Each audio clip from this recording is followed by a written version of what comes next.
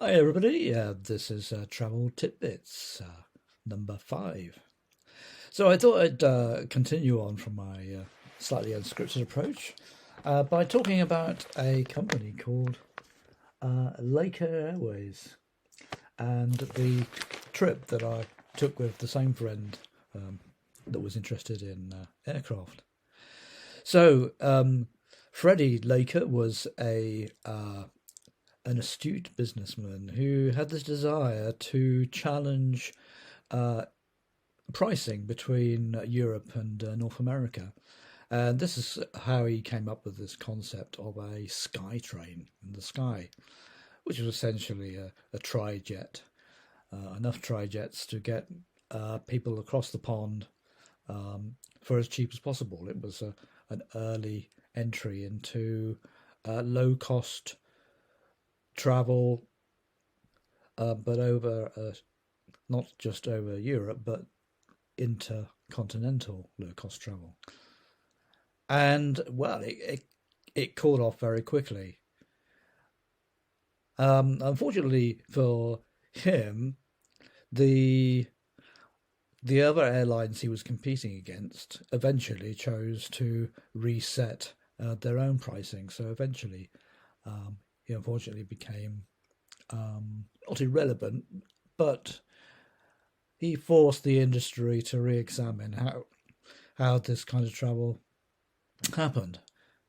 But I loved the concept, and I think it really made us go for a North American holiday. His company Laker Airways also had a holiday arm. They had a brochure, and we could make a decision fairly quickly as long as it was by the end of January. He would guarantee all the prices, and we chose a 13-night North American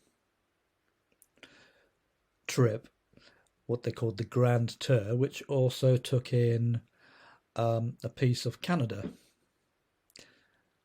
So so yeah, essentially just concentrating on the northeast of America and the southeastern part of Canada.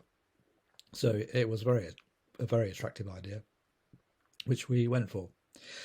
So I will cover that in more detail in the next video, but I just wanted to share a bit of the process now about how we got to the airport we needed to go.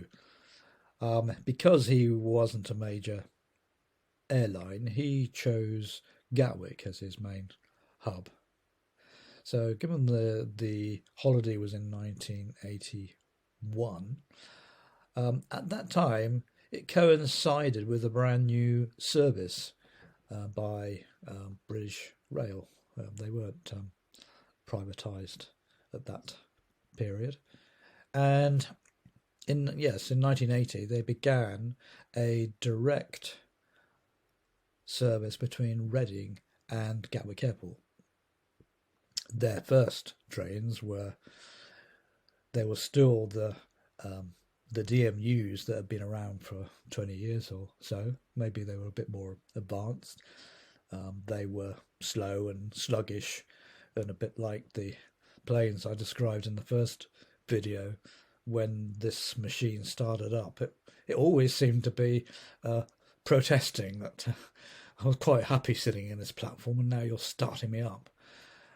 And even when it started, it seemed to be a real kerfuffle. You don't really want me to leave, do you? And it always took a very long time for this DMU to get going. But one of the advantages of travelling on DMU was that it wasn't quite modern enough yet to have the driver's cab completely blacked out. And often you could sit at the front of the train and watch an almost exact driver's view. So whenever that was possible, it was certainly more interesting. The other thing about them, they were still the good old slam door trains, and depending on whether you were lucky or not, you could open the doors, and if you were luckier, you could close them afterwards. They certainly needed some physical force. There were 2 steps you had to get up, and if you had luggage, as we had, then basically you were responsible for getting your luggage on the train. Depending on the weight of your cases, having 2 people was certainly an advantage. One to get on, one to receive the luggage, and then hope you get on before the train leaves. Now, the journey between Reading and Gatwick was what they call the North Kent route, and it's very, very pleasant indeed. It goes through a number of places, which I've very inconveniently forgotten. But it takes roughly 2 hours, and eventually it gets to a station on the Victoria-Brighton route called Red Hill. And at that point, it has to reverse down to Gatwick. It's just about 10-15 minutes from Red Hill, and you arrive at Gatwick. Gatwick itself is, and still is, a two terminal operation, what they call North and South. I don't recall which one we went to, but it was just airlines were subdivided one between the other. There were some familiar airlines based there.